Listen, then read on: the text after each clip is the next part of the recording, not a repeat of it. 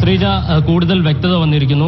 അതായത് നിലവിൽ 2 പ്രതികളെയും അന്വേഷണ ഉദ്യോഗസ്ഥനാണ് കൈമാറേണ്ടത്. നിലവിൽ ഇവിടെ നിന്ന് കസ്റ്റഡിയിൽ എടുത്ത അല്ലെങ്കിൽ ഇവിടെ നിന്ന് പിടിച്ചുകൊണ്ട് പോയ ഉദ്യോഗസ്ഥർ എത്രയും പെട്ടെന്ന് അന്വേഷണ ഉദ്യോഗസ്ഥന് പ്രതികളെ കൈമാറണം. അതിനുശേഷം അന്വേഷണ ഉദ്യോഗസ്ഥൻ കൃത്യമായി അറസ്റ്റ് രേഖപ്പെടുത്തിയതിനു ശേഷം 24 മണിക്കൂറിനുള്ളിൽ കോടതിയിൽ ഹാജരാക്കണം എന്ന നിർദ്ദേശമാണ് ഏറ്റവും ഒടുവിൽ കൃത്യമായ വിവരം അഭിഭാഷകൻ തന്നെ നൽകുന്ന, ഈ കേസിൽ ഹാജരായ അഭിഭാഷകൻ നൽകുന്ന വിവരം. ഇതനുസരിച്ച് നിലവിൽ ഇതേ സാഹചര്യത്തിൽ എത്രയും പെട്ടെന്ന് കോടതിയിൽ ഹാജരാക്കേണ്ട ഒരു സാഹചര്യം പോലീസിന് മുന്നിൽ ഇല്ല എന്ന് തന്നെയാണ് മനസ്സിലാക്കേണ്ടത്.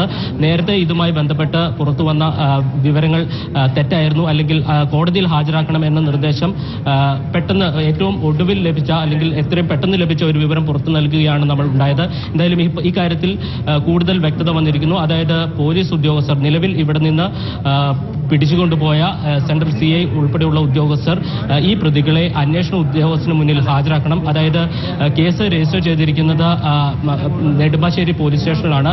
അതുകൊണ്ട് തന്നെ കേസിന് മേൽനോട്ടം വഹിക്കുന്നത് ആലുവ DYSP.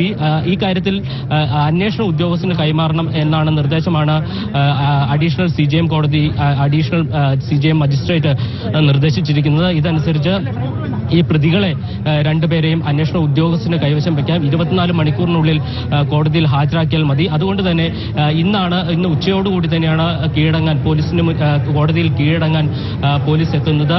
അതിനുശേഷം ഈ പ്രതികളെ പോലീസ് ഇവിടെ നിന്ന് കസ്റ്റഡിയിൽ എടുക്കുകയായിരുന്നു, ബലപ്രയോഗത്തിലൂടെ കൊണ്ടുപോവുകയായിരുന്നു. ഈ പ്രതികളെ അന്വേഷണ സംഘത്തിന് കൈമാറണം. അതിനുശേഷം ഇവർ അറസ്റ്റ് രേഖപ്പെടുത്തിയതിനു ശേഷം 24 നിയമപ്രകാരം അറസ്റ്റ് രേഖപ്പെടുത്തിയ ശേഷം കോടതിയിൽ ഹാജരാക്കിയാൽ മതി. അതായത് പോലീസിന് മുന്നിൽ ഇനിയും സമയം ഉണ്ട് എന്ന് തന്നെയാണ് മനസ്സിലാക്കാൻ കഴിയുന്നത്.